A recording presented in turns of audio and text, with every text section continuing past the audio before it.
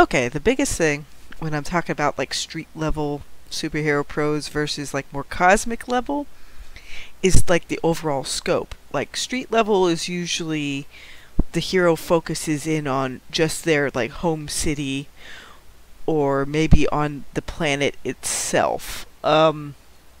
Sometimes when I'm looking at superhero prose, I want to find stuff that goes out wider, and even New Olympus Saga does this, where there's there's hints of the multiverse, with the way she gets teleported basically, and the fact that one of her parents is actually from the alternate universe, and her mother is from the Earth primary, or like what I would term closer to our Earth, where people, superheroes don't exist and all that stuff, but most of the other stuff does, just in terms of like basic tech.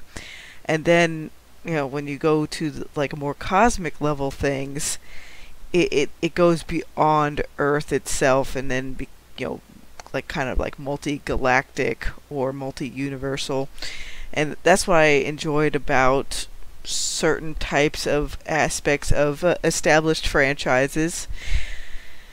And so I decided I wanted to put that in Uplift Protocol. Now, majority of superhero prose out there that manages to make it beyond one book usually does, like the hero protecting the one city, or maybe eventually protecting the whole planet. Some of them might go out a little bit into space, but I've noticed a majority of them will basically just stay very street level, and just concentrate on whatever personal issues the superheroes are having. Basically, like, are they having trouble with their dating life, or high school, or even college? I wanted to get away from that with Uplift Protocol, so that's the reason why it turns out to go more outward. Every once in a while I'll turn back to New Ashbury, because I do have stuff boiling in the background for that. But a lot of the ties in New Ashbury end up having more ancient ties to other things. Because for a while Earth was developing, and they had stuff put on the planet, prior to humanity basically developing there. And even with like science fiction shows like Stargate and stuff, I like the fact that they could use a system to go across and have all sorts of different stories, and you could have all sorts of different humans or different stratas of humans, but you can even have other alien species, have all of that sort of stuff popped up. Even though Earth has a little bit of focus because of who they are and how I developed it, you'll see in the next season where it's going to start going out even more in space, because you have to deal with what the Typherians are going through, then the Latari. You'll get to see more of all that stuff clashing. Basically, my whole idea for season 1 was to introduce a lot of these elements and then have it all explode outward. And that's the reason why it also had hints of the alternate universes with the United Earthfront universe. And like I said, within that universe, humanity is the most dominant species within that universe. And as we keep going on, just like an onion, I'll keep pulling more stuff back. And yeah, you'll start seeing a little bit more issues that have a few of the bad guys getting together, so that way you're not completely left out of the loop there. But like I've said before, with bad guys, I use them to poke things, but I don't really focus on them. I know a lot of writers like, oh, you have to have a really good bad guy or really developed bad guy to offset the hero. But I'm looking at my bad guys more like Sauron from Lord of the Rings, where they're in the background. They're definitely instigating things and moving things, but there's not going to be too many of them where they take center stage. Even kind of like what's going to happen with Sister Nyx and all that. It's like there's a handful of, eventually, like, everything will come to a head, but the lion's share of my story isn't focusing on the villains. They're just there to turn over rocks and be like, we're going to do something that the heroes have to react or, plan against. And honestly, the heroes aren't going to be extremely proactive until the final season, because I'm kind of trying to build it up to like the big old, here's the end of everything kind of like war, but it's not really the end of everything, as you can tell, because I've been building up to where you'll understand all these like lovely little, Eliza's having blackout moments, basically the final book is going to be going through that and explaining that from the other end of things.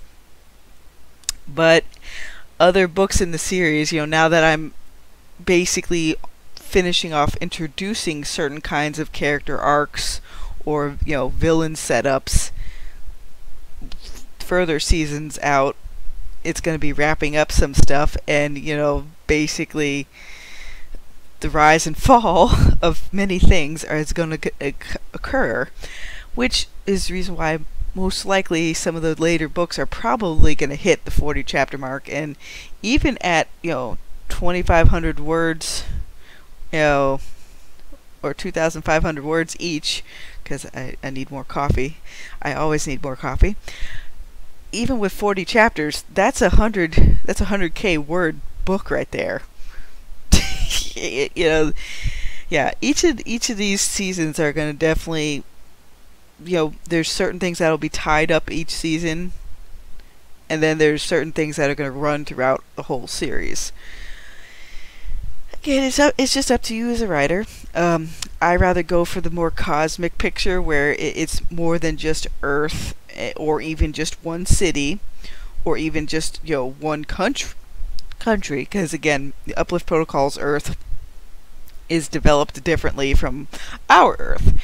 I didn't want to make it too familiar, because I want to escape from the familiarity of current year clown world, blah blah blah. So it's the only way you can really, like I've said before, make something that you 100% want to see.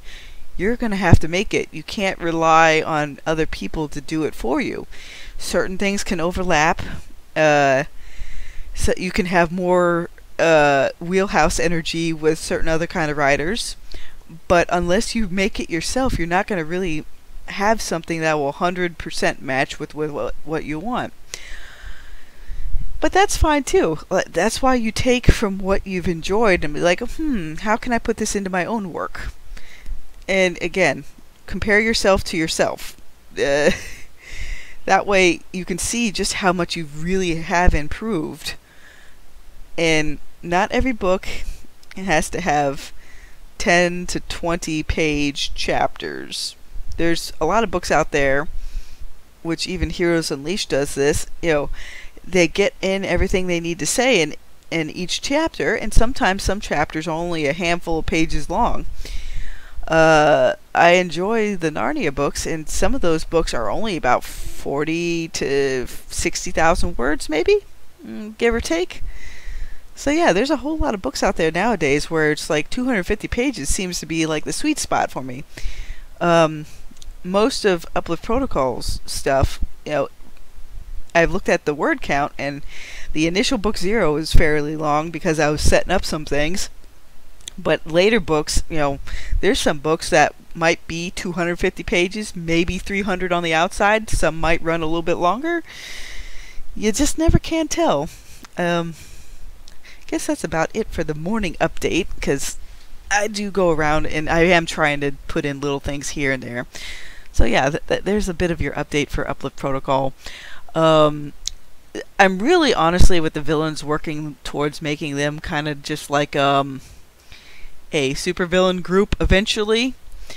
But again, with each of the villains, they each want to promote their own agenda. So they're gonna, the basic setup for all of them is they want to use each other as a cat's paw and have each other waste their resources. And ultimately, that's what's going to lead to most of their downfall. Like, they want each other to take the brunt, but want to be able to pounce on everything at the end to be like, ha ha, I claim ultimate power, ha ha ha. That's about it. They don't have too big of a drive other than, I want to claim the power of unity. They're all drawn towards it, just in different ways. Kronos wants to study Unity to infuse it into his creations. He wants to become like a fountainhead for it. Set wants to become the fountainhead for it and do things his way. So that's the reason why he's been very cautious playing a lot of things in the background, because they all want to hide their cards from each other, or like whatever their power level is, you know, or influence level. That's just the way it is with me. Like, I don't give the villains the lion's share of the attention, because I see them more as a Cold War, you know, move the chess pieces around and the mooks around in the background. And eventually things will come to a head with the heroes. Like, not saying that they're gonna, you know, like, oh, you know, how do you say it? That they're gonna be, you know, on screen hogging stuff. Like, no, that's the heroes hog stuff. Like, it's just the way I'm built. And it's also in direct response to the fact that everybody's constantly saying, oh, the villains have to be center stage.